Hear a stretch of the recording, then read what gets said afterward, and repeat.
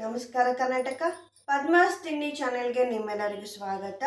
ಇವತ್ತಿನ ಸ್ಪೆಷಲ್ ಹಲಸಿನಕಾಯಿ ಪಾಯಸ ಮಾಡ್ತಾ ಇದ್ದೀನಿ. ಬನ್ನಿ ಮಾಡೋದು ಹೇಗೆ ನೋಡೋಣ.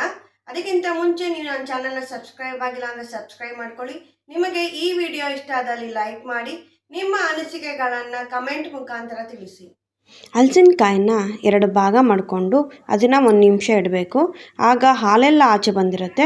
ಅದನ್ನು ಒಂದು ಟಿಶ್ಯೂ ಪೇಪರಿಂದ ಒರೆಸಿ ಇದನ್ನು ಒಂದು ಪಾತ್ರೆ ನೀರಿಗೆ ಉಪ್ಪು ಹಾಕಿ ಹಲಸಿನಕಾಯಿ ಕಟ್ ಮಾಡಿದ 2 ಹೋಳು ಹಾಕಿ ಅಂಟು ಹೋಗೋವರೆಗೂ ಚೆನ್ನಾಗಿ ತೊಳ್ಕೊಬೇಕು.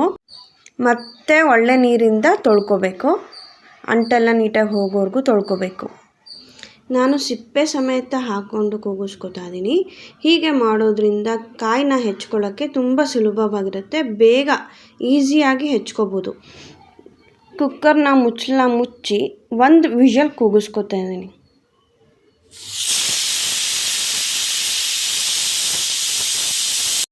ಒಂದು ಕಪ್ ಅಷ್ಟು ಬೆಲ್ಲ ತೊಗೊಂಡಿದ್ದೀನಿ. ಅದಕ್ಕೆ ಅರ್ಧ ಕಪ್ ಅಷ್ಟು ನೀರು ಹಾಕಿ ಬೆಲ್ಲ ಕರಗಿಸ್ಕೊತಾ ಇದ್ದೀನಿ. ಮಿಕ್ಸಿ ಜಾರಿಗೆ 1 ಕಪ್ ಅಷ್ಟು ತೆಂಗಿನ ತುರಿ, 1 ಏಲಕ್ಕಿ, ಬೇಯಿಸಿದ ಹಲಸಿನಕಾಯಿನ ಸಿಪ್ಪೆ ತೆಗೆದು ಅದನ್ನು ರುಬ್ಬಕ್ಕೆ ಹಾಕೋತಾ ಇದ್ದೀನಿ. ಅದಕ್ಕೆ ಸ್ವಲ್ಪ ನೀರನ್ನು ಸೇರಿಸ್ಕೊಂಡು ರುಬ್ಕೋತಾ ಇದ್ದೀನಿ.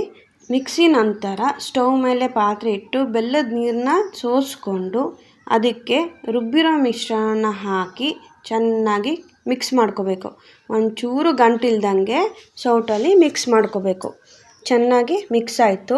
ನನಗೆ ಮಿಶ್ರಣ ಗಟ್ಟಿ ಅನಿಸ್ತಿದೆ. ಅದಕ್ಕೆ 2 ಕಪ್ ನೀರನ್ನು ಸೇರಿಸ್ಕೊಂಡಿದ್ದೀನಿ. ನಿಮ್ಗೆ ಎಷ್ಟು ಬೇಕೋ ಅಷ್ಟು ಸೇರಿಸ್ಕೊಳ್ಳಿ.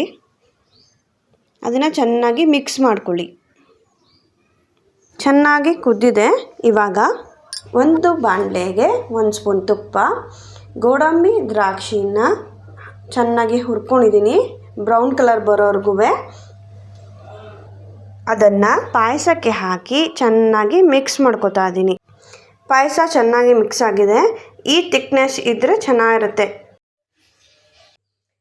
ಪಾಯಸ ರೆಡಿಯಾಗಿದೆ. ಟೇಸ್ಟ್ ಮಾಡೋಣ.